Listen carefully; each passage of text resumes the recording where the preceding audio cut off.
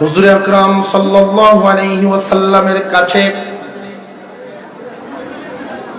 বারবার দরখাস্ত দেওয়া হয়, বারবার দরখাস্ত জমা হয়। হুজুর, মদিনার মুনাফিকরা, মদিনার ইহুদিরা সমালোচনা করে।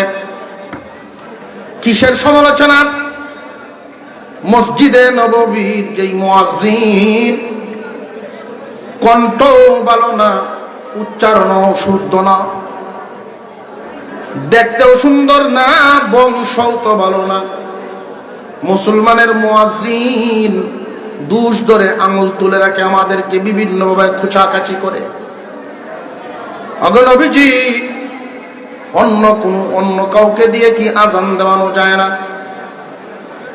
কয়েকবার নবীজির কাছে বারবার বলার পরে এশার নামাজের পর আমার আপনার পয়গম্বর বলেন, বেলাল, ফজরের সময় তুমি আজান দিও না,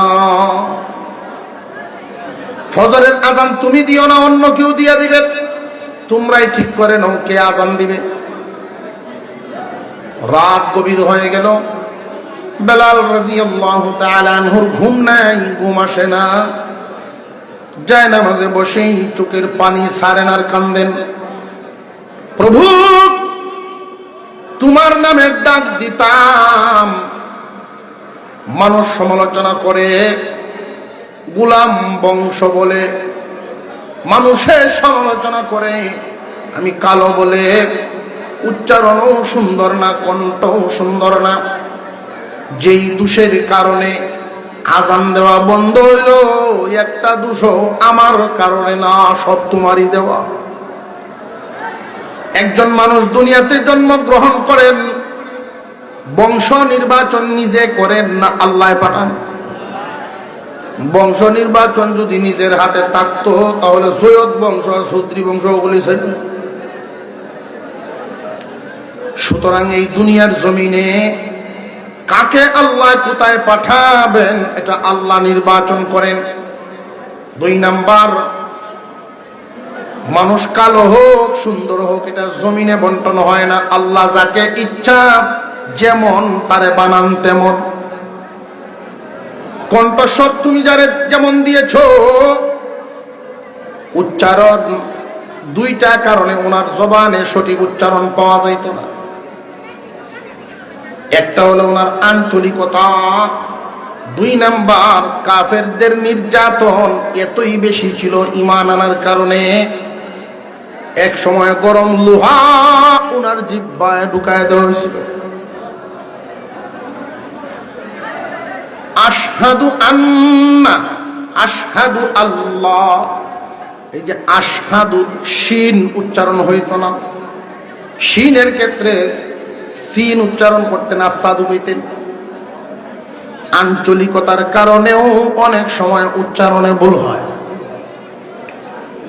আমাদের দেশেও আছে, দেখবেন তালিব ভাষা উচ্চারণ, সদরঘাট ঢাকার দিকে গেলে পাবেন না কোন শনিবার, শনিবার তো আছে না নাই? শিক্ষার অভাব নাই, শিক্ষিত, কিন্তু আঞ্চলিকতা হইল শনিবার সকাল চিন্নি দিব, এরকম। বেলাল রাদিয়াল্লাহু তাআলা আনহুর অনুরূপ আঞ্চলিকতা। 2 নম্বরে জিহ্বা ছিল আক্রান্ত, উচ্চারণ হয় না, এটা সমালোচনা হইত। ফজরের আজান হইল, নামাজ হয়ে গেল, যথারীতি সাহাবায়ে কেরাম নামাজ পড়ে পড়ে যার যার মতোই চলছেন। হঠাৎ জিবরাইল আমিনের আগমন। ওগো পয়গম্বর, আজকে কি মসজিদে নববীতে আজান হয় নাই? আল্লাহু আকবার বলেন। আল্লাহর নজর দুনিয়াদারির ক্ষেত্রে, চাকচিক্যের ক্ষেত্রে নয়, মহান আল্লাহ পাক নজর করেন মানুষের কলব, অন্তরে। মসজিদে নববীতে আজান হবে না কেন? অন্য দিনের তুলনায় শুদ্ধ উচ্চারণে আজান হয়েছে, ঠিক আছে, শুদ্ধ উচ্চারণে কেন আজান হবে না? আজান তো হয়েছে। জিবরাইল আমিন বলেন, আল্লাহ আমাকে পাঠাইছেন প্রতিদিন মসজিদে নববীর আজানের আওয়াজ শুধু দুনিয়ায় সীমাবদ্ধ না, আল্লাহর আরশের নিচে গিয়ে ধাক্কা লাগে আওয়াজ। আয়াত নাযিল হয়ে গেল, ইন্না আকরামাকুম ইনদাল্লাহি আতকাকুম। জমিনের মধ্যে দুনিয়াদারির ক্ষেত্রে দুনিয়ার চাকচিক্য দিয়ে সম্মানী না, আল্লাহর কাছে সম্মানী সেই জন তাকওয়া অর্জন করেছে, যেই জন। ইয়ারফাইল্লাহুল্লাযীনা আমানু মিনকুম। প্রথম নাম্বার কথা, জমিনে সম্মানী কারা? ঈমানওয়ালা যারা। কাফেরদের নিয়ে আমাদের কোনো হিসাব নিকাশ নাই, এদের ঈমানেই নাই। আল্লাহর দেয়া নিয়ামত ভোগ করে আল্লাহকে মানে না, এদের নিয়ে কোনো কথাই নেই। ওরা প্রাণী কুকুরের চেয়েও নিকৃষ্ট। একটা কুকুর কাফেরের চেহারার দিকে তাকায়, আফসোস করে আর বলে, আশরাফুল মাখলুকাত হইলি মালিক চিনলে না। মহান আল্লাহ পাক রব্বুল আলামিনের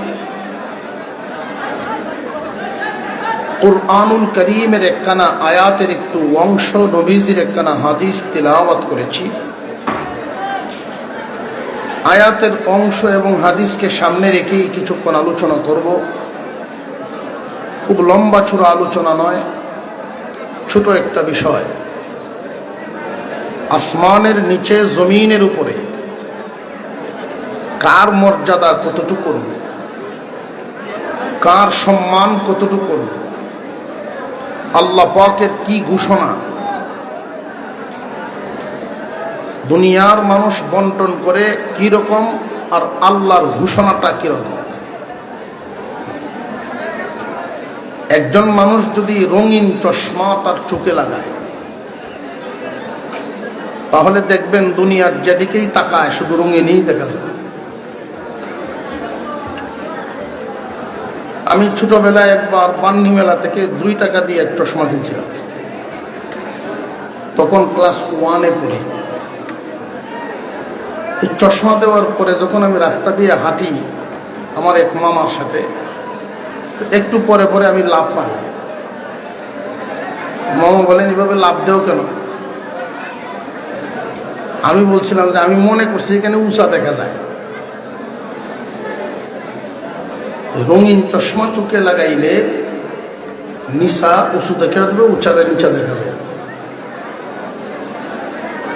দুনিয়ার রঙিন চশমা যাদের চোখে, সম্মানীকে সম্মান দিতে জানে না, অসম্মানীকে তার জায়গায় রাখে না। এজন্য এই আয়াতের অংশখানা আপনাদের সামনে তিলাওয়াত করেছি। দুনিয়ার মানুষদের মধ্যে কার সম্মান কতটুকু, আল্লাহর ঘোষণা কি। যদিও সূর্যের আলো, বৃষ্টির পানি সবাই বন্টনে পায়, তো আল্লাহর দেওয়া মর্যাদা, সম্মান এটা সবাই পায় না। মহান আল্লাহ পাক রব্বুল আলামিন আশরাফুল মাখলুকাত মানব জাতিকে সৃষ্টি করেছেন। দুনিয়ার জমিনের শত শত নিয়ামত দিয়েছেন, ইজ্জত সম্মান ঘোষণা করেছেন সবার জন্য না, নির্দিষ্ট একটা দলের জন্য, জাতির জন্য। মহান আল্লাহ পাক ঘোষণা দেন, ইয়ারফাইল্লাহুল্লাযীনা আমানু মিনকুম ওয়াল্লাযীনা উতুল ইলমা দারাজাত। আল্লাহ বলেন, আসমানের নিচে জমিনের উপরে 700 কোটির উপরে মানুষ বসবাস করে। সবার ক্ষেত্রে এটা বলেন নাই, শুধুমাত্র কেবলমাত্র ঈমানওয়ালা যারা মর্যাদা পাইল তারা, ঈমানওয়ালা যারা, এদের সম্মান বাড়িয়ে দিয়েছেন আল্লাহ। কেমন বাড়াইলেন? একজন ঈমানদার মূর্খ মানুষ, খেটে খাওয়া মানুষ, দিন মজুর, সারাদিন রোদে কাজ করে, ঘাম জোরে শরীর থেকে, তবুও ভিতরে ঈমান থাকার কারণে এই ঈমানদার যখন রাস্তা দিয়ে হাঁটে, গর্তের পিপিলিকাও ঈমানদারের জন্য দোয়া করে। আর একটু জোরে কর। প্রশ্ন জাগে, ঈমানদারের জন্য পিঁপড়ায় কেন দোয়া করে? হুজুর সাল্লাল্লাহু আলাইহি ওয়াসাল্লাম বলেন, একজন মুমিন যখন রাস্তায় চলাফেরা করে, জমিনে হাঁটে, সমস্ত মাখলুকাত, সমুদ্রের মাছ, গর্তের পিঁপড়া পর্যন্ত দোয়া করে। তার কারণ পিপিলিকায় জানে মুমিনের মর্যাদা। একজন ঈমানদার যতদিন পর্যন্ত জিন্দা থাকবে, মহান আল্লাহ কিয়ামত ঘটাবেন না। মুমিনের মর্যাদা মাখলুকে বুঝে, তো আফসোস মুমিন তার নিজের মর্যাদা বুঝে না। আমাদের দেশের জাতীয় পাখির নাম কি?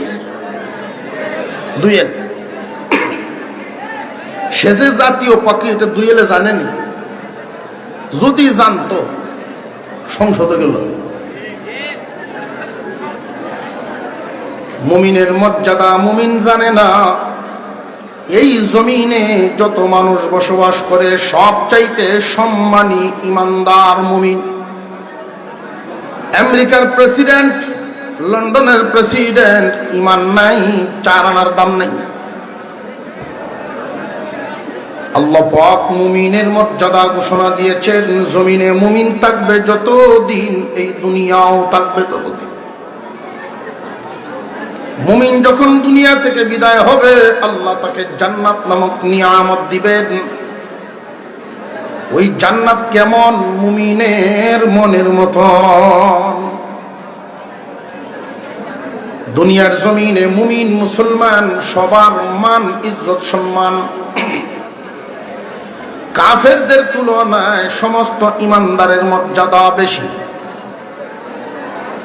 কিন্তু মুমিনগণের মধ্যেও, মুমিনের মধ্যেও মর্যাদার একটা বেশ কম করা চাই। আমরা সবার মর্যাদা বুঝি না, সবাইকে সমান জায়গায় দিতে পারি না। মুসলমান ঈমানদার ভাইরা আমার, ভেঙে ভেঙে যদি বেশি লম্বা করে ফেলি, মুখস্থ রাখা কঠিন হবে। তাই মুমিন মুসলমান 2 ভাগে বিভক্ত, কামেল মুমিন, ফাসিক মুমিন। আল্লাহ যে আছেন, পরকাল হবে, জান্নাত জাহান্নাম আছে, ইমানে মুফাসসালের যেই কথাগুলো সব বিশ্বাস করে ঠিক, কিন্তু পালন করে না। কামেল মুমিন আর ফাসিক মুমিন। কামেল মুমিন তারা আল্লাহর আদেশগুলো পালন করে যারা। কামেল মুমিন তারা আল্লাহ যা যা নিষেধ করেছেন ওইগুলোর থেকে বেঁচে থাকে যারা। একজন কামেল মুমিন উপবাস থাকবে, হারাম খাইবে না। একজন কামেল মুমিন দুনিয়ার ক্ষতি করবে, কিন্তু আল্লাহর হুকুম ছাড়বে না। ধরুন রমজান মাসে দাওয়ামারি লাগলো, দান কাটা। মুমিন যদি কামেল হয়, এই হিসাব মিলাবে না যে কষ্টের দিন রোজা রাখলে তো দান কাটা সম্ভব হবে না। প্রয়োজনে 10 জন কামলা বাড়াবে, দুনিয়ার ক্ষতি হোক, কিন্তু আমার আল্লাহর আদেশ যেন রক্ষা করতে কোনো সমস্যা না হয়। আসরের নামাজ আদায় করতে অনেক ব্যস্ততার সময়, ব্যবসায়ীর সামনে কাস্টমার দাঁড়ানো, নামাজে যদি দাঁড়ায় যায় 15 মিনিট লস হয়ে যাবে, কয়েক হাজার টাকা বেচা কিনা বন্ধ। বেচা কিনা বন্ধ করবে, নামাজ ছাড়বে না। কামেল মুমিন আল্লাহর আদেশগুলো পালন করবে। 2 সাইডে 2টা খুঁটি দিলাম বোঝার জন্য। কামেল মুমিন কারা? ফরজ ওয়াজিব ছাড়ে না যারা। কামেল মুমিন কারা? হারাম কাজ করে না যারা। কখনো যদি ফরজ ওয়াজিব ছুটে যায়, হারাম কাজ ঘটে যায়। বান্দা এমন ভাবে তওবা করবে, চোখের পানি জড়াইতে জড়াইতে মানসিক প্রশান্তি না আসলে কান্না থামবে না। তওবা করবে, সাথে সাথে লজ্জিত হয়ে আল্লাহর কাছে তওবা জমা দিবে, আল্লাহর কাছে মাপ চাইবে। ফাসিক মুমিন কারা? ফাসিক মুমিন বিশ্বাস করে ঠিক, ফরজ ওয়াজিব বিশ্বাস করে, কিন্তু আমলের ক্ষেত্রে গন্ডগোল। হারামগুলো বিশ্বাস করে, আল্লাহর নিষেধগুলো বিশ্বাস করে, কিন্তু আমলের ক্ষেত্রে গন্ডগোল। 5 ওয়াক্ত নামাজ ফরজ এটা বিশ্বাস করে, কিন্তু পালন করে না। সুযোগ পাইলে আছে, সুযোগ নাই, নামাজ পড়ে না। এমন মুমিন জমিনে আছে না নাই? আল্লাহ নিষেধ করেছেন এই এই লাইনে চলবা না, এই এই লাইনে কামাই ইনকাম করবা না, কিন্তু কামেল মুমিন আর ফাসিক মুমিনের পার্থক্য হলো কামেল মুমিন উপবাস থাকবে, নিষিদ্ধ রাস্তায় অর্থ উপার্জন গ্রহণ করবে না। আর ফাসিক মুমিন নিষেধ জানে ঠিক, কিন্তু পালন করতো না। সুযোগ পাইলেই গ্রহণ করব, দুনিয়ার বাড়িঘর উন্নত করা লাগবে। এই জমিনের মধ্যে সম্মানী তারা ঈমানওয়ালা যারা, এই ঈমানদারদের মধ্যে মর্যাদাবান কারা? ঈমানদারদের পরস্পরের ভিতরে, নিজেদের ভিতরে ঈমানওয়ালা। আমরা যে সুন্দর সমাজ গঠন করতে চাই, এই ইচ্ছা আমাদের আছে না নাই? কথাটা ভালো করে মনে রাখবেন। বছরে একদিন ওয়াজ নসিহতে আসলাম, আলেমদের কথা শুনলাম, বাস্তবায়ন হইল না, কাজ হইত না। রাজনৈতিক মঞ্চেও নেতাদের জবান থেকে শুনি সুন্দর সমাজ গঠনের বলি। সুন্দর সমাজ গঠন করতে সবাই বলে, কিন্তু চেষ্টার কমতি, চেষ্টার অনেক কমতি, সঠিক চিন্তা নাই।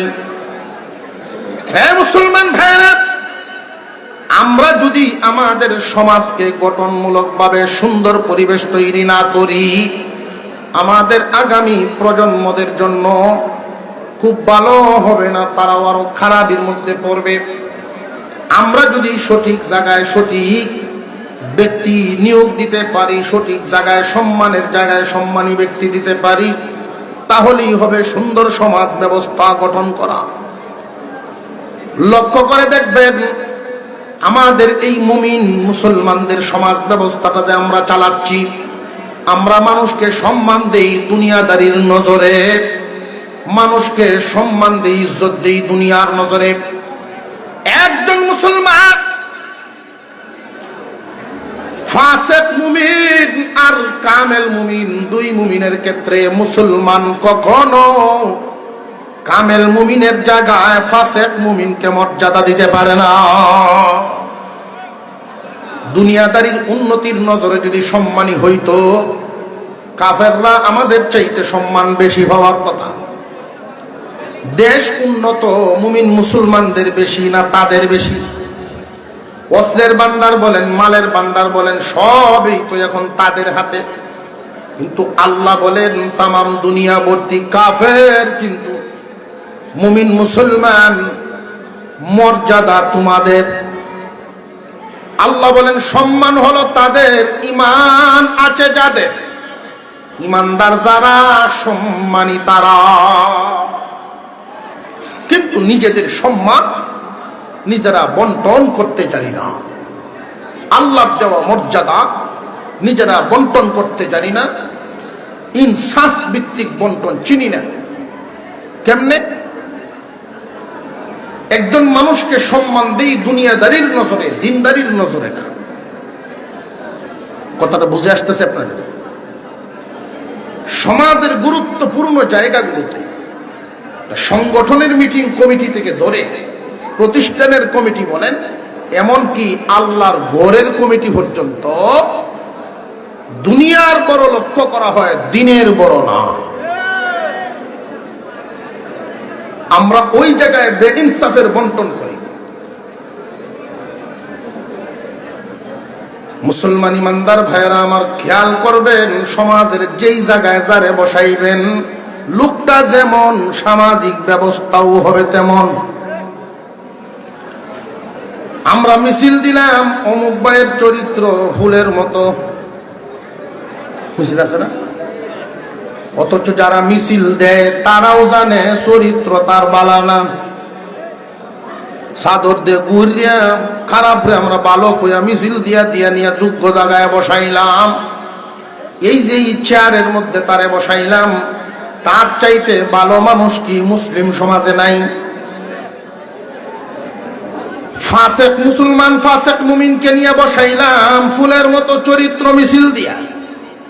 কামেল মুসলমান, কামেল মুমিন কি মুসলিম সমাজে নাই? অনেক আছে, আসতে চায় না। তারা এই দায়িত্বে আসার পাগল না। দায়িত্বে আসার পাগল কারা? হিসাব মিলাইবেন ফাসেক, ফাসেক মুমিন যারা।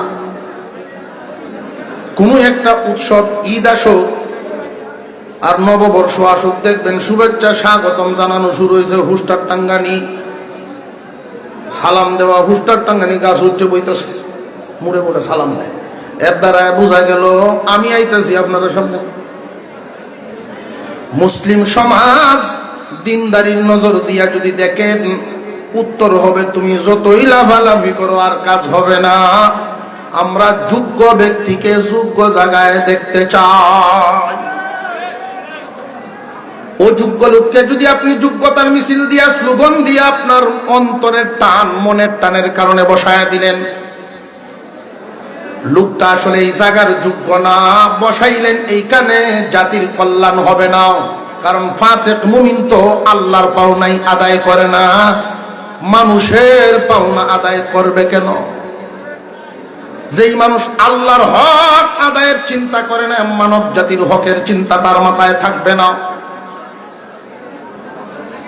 ওই মানুষগুলো বড়টারে ছোট মনে করবে, ছোটটারে বড় মনে করবে। আল্লাহ পাক রব্বুল আলামিন ঘোষণা দিলেন, তোমাদের মধ্যে সম্মানী তারা, ইমানদার যারা। আফসোসের সাথে বলতে হয়, আল্লাহর ঘর মসজিদের কমিটি হয় এমন ঘটনাও জমিনে ঘটছে।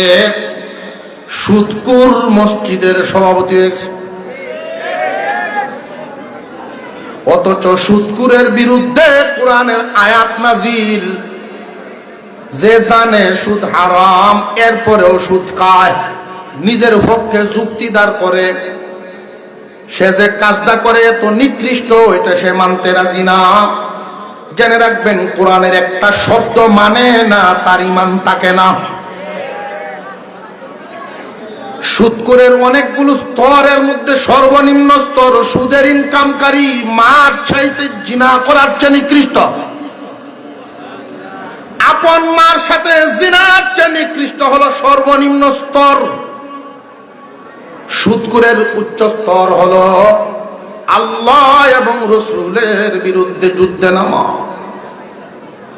আল্লাহ এবং রসুলের বিরুদ্ধে যে যুদ্ধ করে, মুমিন তার সাথে কিভাবে সম্পর্ক রাখে,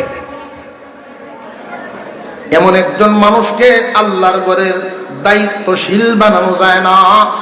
এমন কি সমাজে তার কোনো গুরুত্ব, মুসলিম সমাজে তার ইজ্জত থাকতে পারে? সমাজ থেকে যদি এই সমস্ত অন্যায় অত্যাচার বিদায় করতে চান, সুদ বন্ধ করতে চান, রাস্তা একটাই, ওয়াজ দেওয়া হইতো। এমন ভাবে ঢুকছে ঘরে ঘরে, গ্রামে গ্রামে, পাড়ায় পাড়া, সুদ এত গভীর পর্যন্ত ঢুকে গেছে। স্বামীও যদি সুদ না খায়, স্ত্রী দিয়ে শুরু করে দিয়েছে, গোপনে শুরু হয়ে গেছে। এমন ভাবে সুদের বিরুদ্ধে আমাদের অবস্থান নিতে হবে। সত্যি যদি আল্লাহ এবং রসুলের মহাব্বত অন্তরে থাকে, সুদখোরের কোনো মহাব্বত থাকতে পারে না। সুদখোরের সাথে স্লোগান থাকবে এমন, তুমি হারাম টাকা দিয়ে, সুদ ঘুষের টাকা দিয়ে গড়ছ, এই ছাদের তলে আমি যাব না। হারাম টাকায় কোনো অনুষ্ঠান করেছ, এমন অনুষ্ঠানে আমি যাব না। মনে রাখবেন, একটা সবক মানুষকে, সাধারণ মুমিনকে ইজ্জত দিবে, সম্মান দিবে দুনিয়ার ধন দৌলতের বিচারে না ঈমান আমলের বিচারে? মুমিন মুসলমান একে অপরকে ইজ্জত দিবে, সম্মান দিবে, সবাই সম্মানী, তারপরেও একটা তুলনা আছে, স্কেল আছে, স্তর আছে। যার আমল যত বেশি তার সম্মান তত বেশি। হুজুর আকরাম সাল্লাল্লাহু আলাইহি ওয়াসাল্লামের কাছে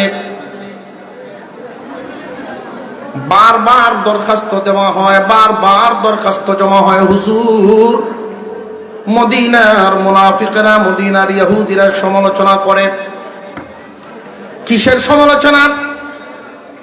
মসজিদে নববীর যেই মুয়াজ্জিন, কণ্ঠ ভালো না, উচ্চারণও শুদ্ধ না, দেখতেও সুন্দর না, বংশও তো ভালো না।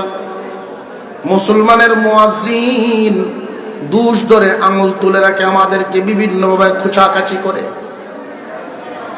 নবীজি অন্য কাউকে দিয়ে কি আজান দেওয়ানো যায় না? কয়েকবার নবীজির কাছে বারবার বলার পরে এশার নামাজের পর আমার আপনার পয়গম্বর বলেন, বেলাল ফজরের সময় তুমি আজান দিও না, ফজরের আজান তুমি দিও না, অন্য কেউ দিয়ে দিবে, তোমরাই ঠিক করে নাও কে আজান দিবে। রাত গভীর হয়ে গেল, বেলাল রাদিয়াল্লাহু তাআলা আনহুর ঘুম নাই, ঘুম আসে না, যায় নামাজে বসেই চোখের পানি ছাড়েন আর কান্দেন, প্রভু তোমার নামের ডাক দিতাম, মানুষ সমালোচনা করে, গোলাম বংশ বলে মানুষের সমালোচনা করে, আমি কালো বলে, উচ্চারণও সুন্দর না, কণ্ঠও সুন্দর না, যেই দোষের কারণে আজান দেওয়া বন্ধ হইল, একটা দোষও আমার কারণে না, সব তোমারই দেওয়া। একজন মানুষ দুনিয়াতে জন্মগ্রহণ করেন, বংশ নির্বাচন নিজে করেন না আল্লাহ পাঠান? বংশ নির্বাচন যদি নিজের হাতে থাকতো তাহলে সৈয়দ বংশ, চৌধুরী বংশ বলেছেন। সুতরাং এই দুনিয়ার জমিনে কাকে আল্লাহ কোথায় পাঠাবেন এটা আল্লাহ নির্বাচন করেন। 2 নাম্বার, মানুষ কালো হোক সুন্দর হোক এটা জমিনে বন্টন হয় না, আল্লাহ যাকে ইচ্ছা যেমন তারে বানান তেমন। কণ্ঠস্বর তুমি যারে যেমন দিয়েছ, উচ্চারণ 2টা কারণে ওনার জবানে সঠিক উচ্চারণ পাওয়া যাইত না। একটা হলো ওনার আঞ্চলিকতা, 2 নাম্বার কাফেরদের নির্যাতন এতই বেশি ছিল ঈমান আনার কারণে, এক সময় গরম লোহা ওনার জিহ্বায় ঢুকায় দেওয়া হয়েছিল। আশহাদু আন্না, আশহাদু আল্লাহ, এই যে আশহাদু শিন উচ্চারণ হইত না, শিনের ক্ষেত্রে সিন উচ্চারণ করতেন, আসাদু কইতেন। আঞ্চলিকতার কারণেও অনেক সময় উচ্চারণে ভুল হয়। আমাদের দেশেও আছে, দেখবেন তালিব ভাষা উচ্চারণ, সদরঘাট ঢাকার দিকে গেলে পাবেন না কোন শনিবার তো আছে না নাই? শিক্ষার অভাব নাই, শিক্ষিত, কিন্তু আঞ্চলিকতা হইল শনিবার সকাল চিন্নি দিব, এরকম। বেলাল রাদিয়াল্লাহু তাআলা আনহুর অনুরূপ আঞ্চলিকতা। 2 নম্বরে জিহ্বা ছিল আক্রান্ত, উচ্চারণ হয় না, এটা সমালোচনা হইত। ফজরের আজান হইল, নামাজ হয়ে গেল, যথারীতি সাহাবায়ে কেরাম নামাজ পড়ে পড়ে যার যার মতোই চলছেন। হঠাৎ জিবরাইল আমিনের আগমন। ওগো পয়গম্বর, আজকে কি মসজিদে নববীতে আজান হয় নাই? আল্লাহু আকবার বলেন। আল্লাহর নজর দুনিয়াদারির ক্ষেত্রে, চাকচিক্যের ক্ষেত্রে নয়। মহান আল্লাহ পাক নজর করেন মানুষের কলব, অন্তরে। মসজিদে নববীতে আজান হবে না কেন? অন্য দিনের তুলনায় শুদ্ধ উচ্চারণে আজান হয়েছে। ঠিক আছে, শুদ্ধ উচ্চারণে কেন আজান হবে না? আজান তো হয়েছে। জিবরাইল আমিন বলেন, আল্লাহ আমাকে পাঠাইছেন প্রতিদিন মসজিদে নববীর আজানের আওয়াজ শুধু দুনিয়ায় সীমাবদ্ধ না, আল্লাহর আরশের নিচে গিয়ে ধাক্কা লাগে আওয়াজ। আয়াত নাযিল হয়ে গেল, ইন্না আকরামাকুম ইনদাল্লাহি আতকাকুম। জমিনের মধ্যে দুনিয়াদারির ক্ষেত্রে দুনিয়ার চাকচিক্য দিয়ে সম্মানী না, আল্লাহর কাছে সম্মানী সেই জন তাকওয়া অর্জন করেছে, যেই জন। ইয়ারফাইল্লাহুল্লাযীনা আমানু মিনকুম। প্রথম নাম্বার কথা, জমিনে সম্মানী কারা? ঈমানওয়ালা যারা। কাফেরদের নিয়ে আমাদের কোনো হিসাব নিকাশ নাই, এদের ঈমানেই নাই। আল্লাহর দেয়া নিয়ামত বুক করে আল্লাহকে মানে না, এদের নিয়ে কোনো কথাই নেই। ওরা প্রাণী কুকুরের চেয়েও নিকৃষ্ট। একটা কুকুর কাফের চেহারার দিকে তাকায়, আফসোস করে আর বলে, আশরাফুল মাখলুকাত হইলি মালিক চিনলে না। মানুষ হয়ে জন্ম নিলে মালিক চিনলে না, প্রাণীর চেয়ে নিকৃষ্ট। মুমিন মুসলমান যারা সম্মান ইজ্জতের মালিক তারা।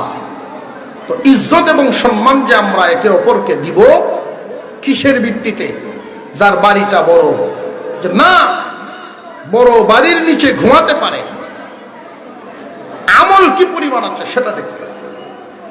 মুমিন মুসলমানের সমাজে, আমাদের সমাজে পারস্পরিক ভাবে ইজ্জতওয়ালা সে, আমলওয়ালা সে। সম্মানের অধিকারী সে, মর্যাদার অধিকারী সে, আমলওয়ালা সে।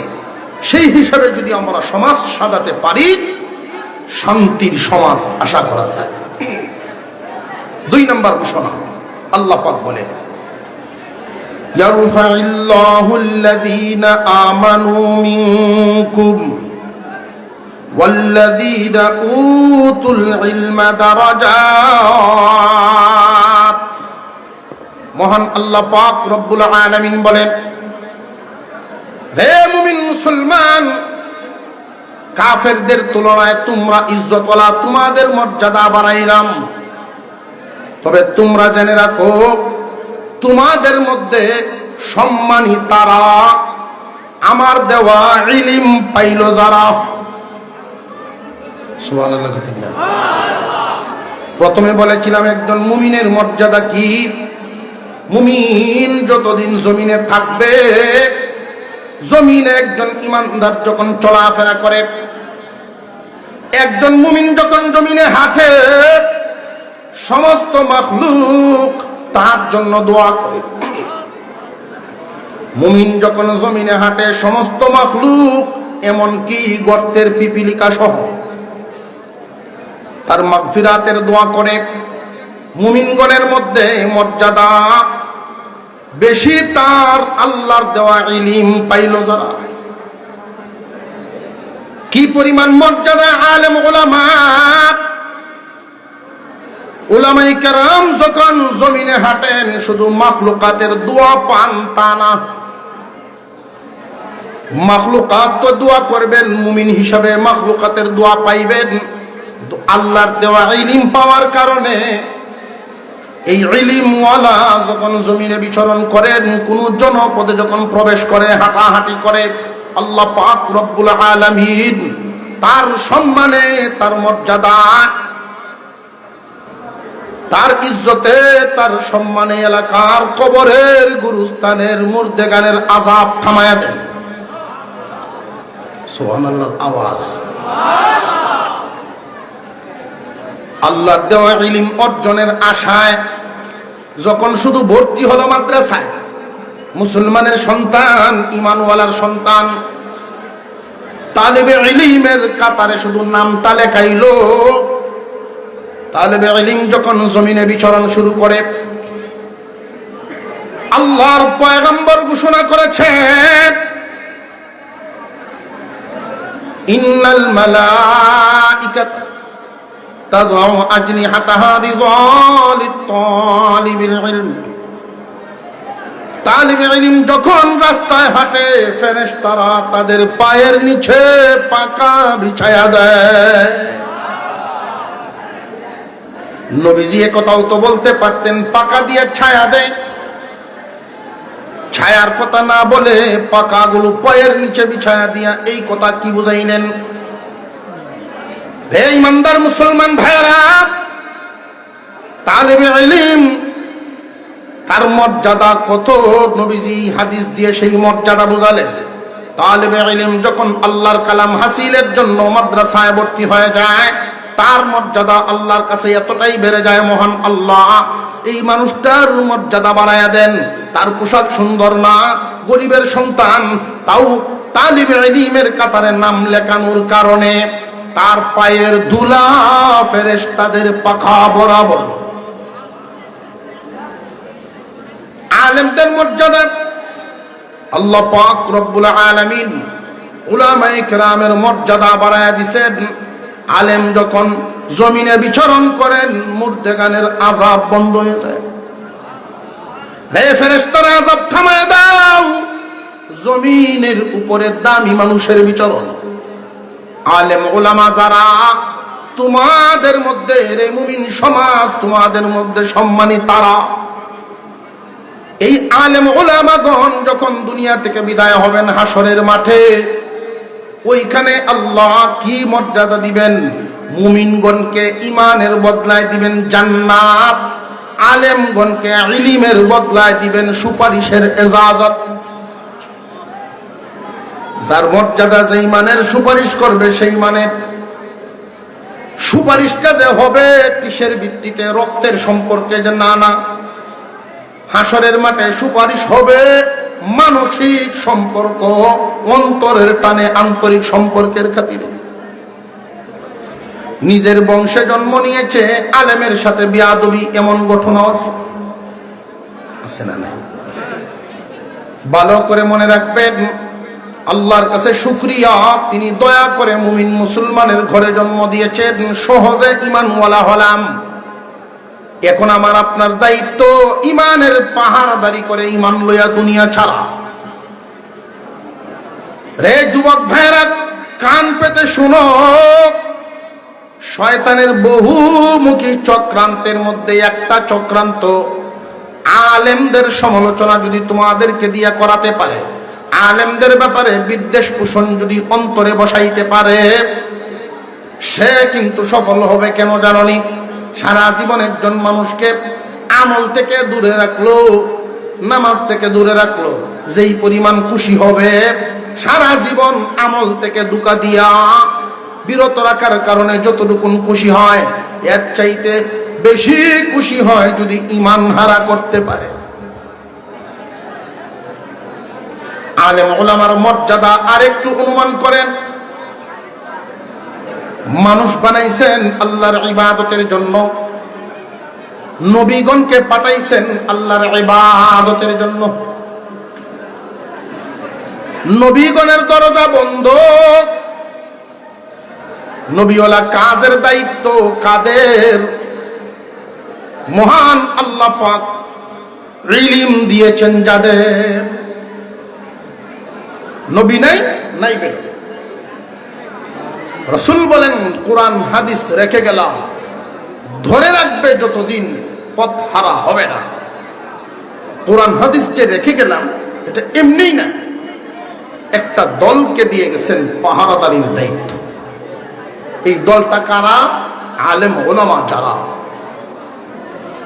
নবীগণের জামাত আল্লাহ যেইভাবে নির্বাচন করেছেন, আলেমদের জামাতও সেইভাবে নির্বাচন করেছেন। নবীগণের জামাত নির্বাচন করার দায়িত্ব যদি জমিনে দেওয়া হইত, কাফেররা বাদ দিলাম, তাদের নিয়ে আলোচনা নাই। আমরা যারা আল্লাহ বিশ্বাস করি, মুমিন মুসলমান, আমাদেরকে যদি দায়িত্ব দিতেন যে একজন নবী বানাও, আমরা তো ফুলের মতো চরিত্র, ফুলের মতো পবিত্র কইয়া মিছিল দিয়া মন মতো মানুষ নবী বানায় বইত। এই জন্য আল্লাহ পাক মানুষ পাঠাইছেন ইবাদতের জন্য। আল্লাহ নিজে নির্বাচন করে নবী পাঠাইছেন ইবাদত শিখানোর জন্য। নবী নির্বাচনের দায়িত্ব জমিনে দেন নাই, আল্লাহ আছেন।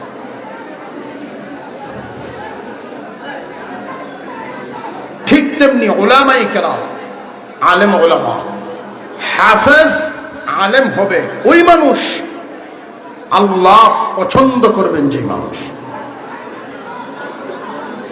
আল্লাহ পাক যাকে ভালো মনে করেন, যার মঙ্গল চান, তাকে ইলম ওয়ালা বানান। আল্লাহ যার মঙ্গল চান তারে দৌলতের মালিক বানান, এ কথা বলেন নাই। দৌলতের মালিক তাদেরকে বানান যাদেরকে দিয়ে পরীক্ষা করতে চান, এই কথা আছে। কখনো কখনো মানুষকে আল্লাহ পাক মাল দিয়ে পরীক্ষা করেন, কখনো ক্ষমতা দিয়ে পরীক্ষা করেন, তাও নির্দিষ্ট একটা সময়ের জন্য। 40 বছরের জন্য 5 সাল জমিনের মালিকানা দিলাম, দেখি তুমি করো কি। 5 বছরের জন্য ক্ষমতার একটা চেয়ার দিলাম, দেখি তুমি করো কি। যদি এই ক্ষমতা বা মাল আল্লাহর দেওয়া যায়, এটা যদি ভুলে যায়, মাল আমার আন্ডারে যতটুকু আছে এটা আমার না, আল্লাহর দেওয়া।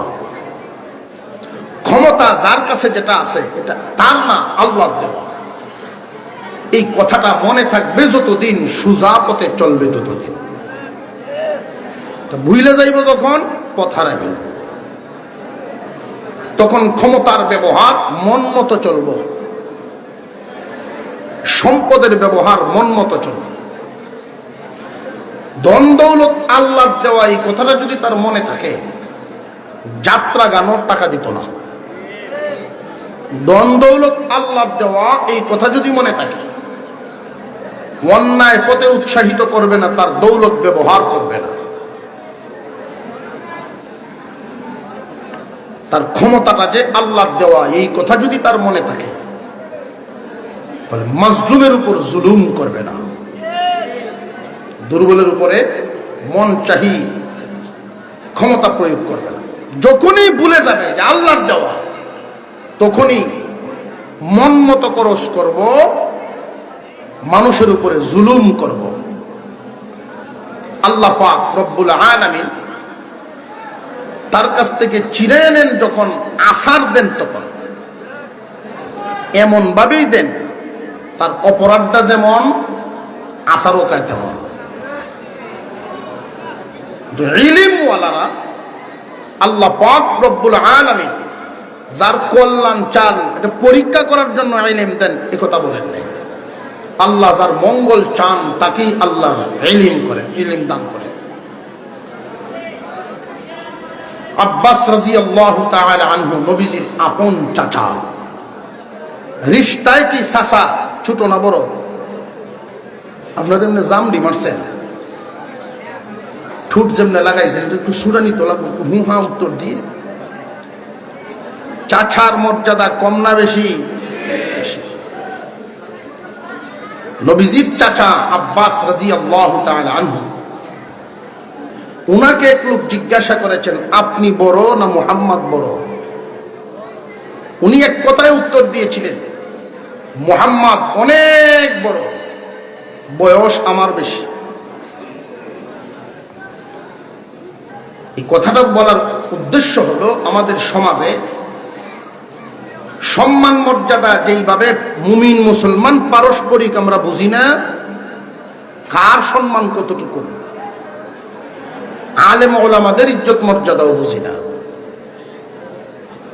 আব্বাস রাদিয়াল্লাহু আনহু জবাব দিলেন, মুহাম্মদ অনেক বড়, বয়স আমার বেশি।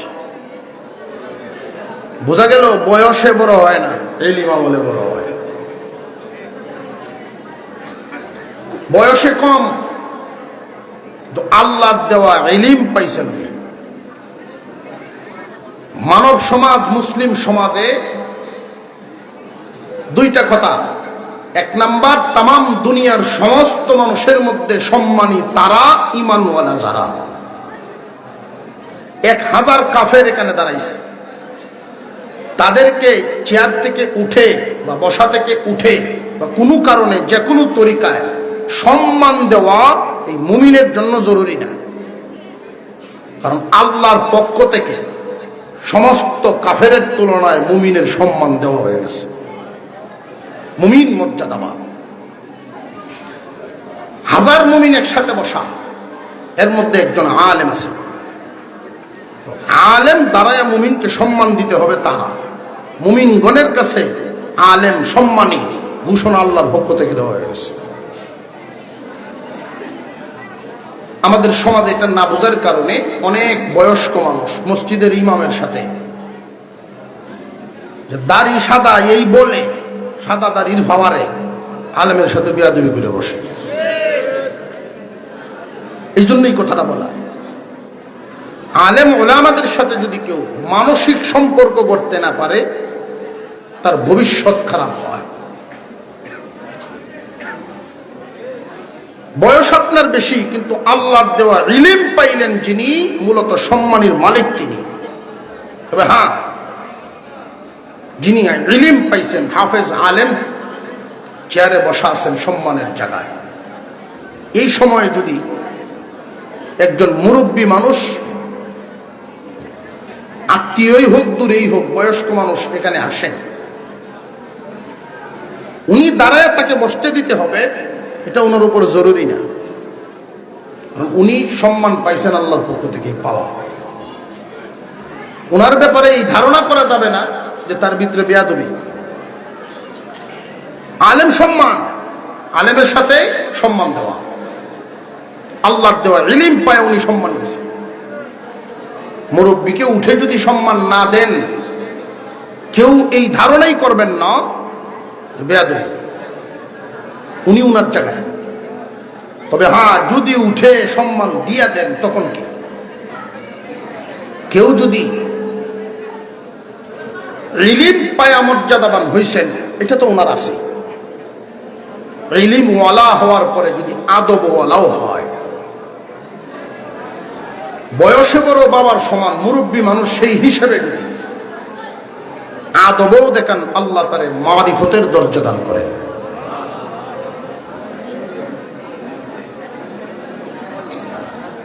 মুমিন মুসলমানদের মধ্যে আমরা পরস্পরে সম্মান দিব তাদেরকে যাদের ইলম মহান আল্লাহ পাক এতটুকু দান করছেন, আমলওয়ালা যারা সম্মানী তারা। মুমিন মুসলমানদের মধ্যে আলেম ওলামা যারা, ইজ্জত মর্যাদার অধিকারী তারা। যুগে যুগেই ফিতনা মুমিন মুসলমানদের মধ্যে আসবে। আল্লাহর রাসূল বলে গেছেন, বনি ইসরাইল 72 দল, আমার উম্মত অনুরূপ হবে। অনুরূপ মানে একটা পায়ের জুতা 5 ইঞ্চি বা 7 ইঞ্চি, ডান পায়েরটা 7 ইঞ্চি, বাম পায়েরটা এটা কয় ইঞ্চি? সমান না? লম্বা সমান। হুবহু ওদের মতো, বরং একটা দল বেশি হবে। আহলে সুন্নাত ওয়াল জামাত। যুগে যুগে ফিতনা আসবে, দ্বীনের নামে চালাবে। মুমিন মুসলমানদেরকে ভুল পথে নেওয়ার জন্য শয়তান বিভিন্ন ধরনের চক্রান্ত, বিভিন্ন ধরনের দল সাজাবে। প্রত্যেকের দাবি থাকবে তারাও দ্বীনের কাজ করে, তারাও দ্বীনের কাজ করে। আল্লাহর রাসূল বলে গেছেন, উম্মতে যখন এমন ফিতনা আসবে, সাধারণ মুমিন মুসলমান যারা, তোমরা লক্ষ্য রাখবে আলেমগণ কি বলেন। তোমরা আলেম ওলামাদের সাথে থাকবা। আলেম ওলামাদের সাথে কেন? যে তাদের কাছে লাইট আছে রাস্তা দেখার মতো, কোরআন হাদিস। এখন প্রশ্ন থাকে, উভয় দলে যদি আলেম থাকে তখন কি করা? উভয় দলেই যদি আলেম থাকে তখন লক্ষ্য করবা কোন দিকে উলামায়ে কেরামের সংখ্যা বেশি। ব্যক্তি বা ছোট একটা জামাতকে শয়তান ধোঁকা দিতে পারে, বৃহৎ একটা জাতি বিশাল একটা জামাতকে শয়তান ধোঁকা দিতে পারে না। বর্তমান বাংলাদেশে যে একটা ফিতনা বিদ্যমান চালু আপনারা দেখছেন, এই সাদিয়ানি ফিতনা মানুষকে ঈমান হারা করে ছাড়বে। আল্লাহ পাক রব্বুল আলামিন মানুষ সৃষ্টি করেছেন আল্লাহর ইবাদতের জন্য, নবীগণ পাঠাইছেন ইবাদত শিক্ষা দেওয়ার জন্য। নবীগণের দরজা বন্ধ, সেই ইবাদতের শিক্ষার দায়িত্ব দিয়েছেন আসমানে নির্বাচিত নবীগণের পরের জামাত আলেমদের জামাত। জমিনে ইচ্ছা করলেই আলেম বানাতে পারবে না কেউ তার সন্তানকে, জমিনে ইচ্ছা করলেই হাফেজ বানাতে পারবে না তার সন্তানকে। আল্লাহ পাক যাকে দান করেন, একই বাবার 5 সন্তান 5 জন হাফেজ হবে এমন ঘটনা সংখ্যায় কম। আল্লাহ যাকে কবুল করেন তাকেই ইলম দান করেন। নবীজির একখানা হাদিস পড়েছিলাম, হাদিসের তরজমা কান পড়েই আলোচনা শেষ। আল্লাহর রাসূল বলেন, কুন আলিমান, আলেম হয়ে যাও। এই কথা যে বললেন, আলেম কি ইচ্ছা করলেই হওয়া যায়? আলেম হবে কারা? আল্লাহর পছন্দের হবে যারা। আলেম হবে, হাফেজ হবে, নির্বাচন কি জমিনে না আসমানে? আসমানে। আলেম হয়ে যাও। যদি আলেম হইতে না পারো, ছাত্র থাকো, ছাত্র হও। এটা তো হওয়া যাবে। আলেম হওয়ার জন্যই মূলত ছাত্র হয়। যদি ছাত্র হইতে পারো, অন্তত দেখবেন পাঞ্জাবি টুপি পিনতে 1-2 বছর খালি মাদ্রাসার বাড়িতে ঘোরাফেরা করলেও সে যখন নামাজ পড়বো অন্যর তুলনায় সুন্দর করে পড়বো। ছাত্র হও। আলেম হইলে এক মর্যাদা, ছাত্রের জন্য আর এক মর্যাদা। তাও যদি হইতে না পারো, কোরআন হাদিস যেখানে পড়ানো হয়, পড়া হয়, ওই জায়গার সাহায্যকারী হয়ে যাও। এদের সাহায্য করো। সাহায্য করার তৌফিকও যদি তোমার না থাকে, আলেম উলামাদেরকে মুহাব্বত করে নেওয়া হয়। কারণ হাসরের মাঠে সুপারিশ হবে রক্তের সম্পর্কের ভিত্তিতে না, মুহাব্বতে, অন্তরের সম্পর্কের ভিত্তিতে। রক্তের সম্পর্কের ভিত্তিতে যদি হইতো, হুজুর সাল্লাল্লাহু আলাইহি ওয়াসাল্লাম আল্লাহর রাসূলের চাচাগণ, আল্লাহর রাসূলের চাচাগণই কাফের জাহান্নামী হতেন না। রক্তের সম্পর্কে যদি হইতো, গোষ্ঠী বংশের সম্পর্কে যদি হইতো, আত্মীয়তার সম্পর্কে যদি হইতো, তারাও তো পাইত। এটা হবে না। আলেম ওলামাদের সাথে মহব্বত রাখবেন, আল্লাহ পাক জমিনেও সফলতা দিবেন, আখিরাতেও সফলতা দিবেন। আল্লাহ আমাদেরকে আমলের সাথে থাকার তৌফিক দেন, বলুন আমিন। ওয়া আখিরু দাওয়ানা আনিল হামদুলিল্লাহি রাব্বিল আলামিন। আসসালামু আলাইকুম ওয়া রাহমাতুল্লাহি ওয়া বারাকাতুহু।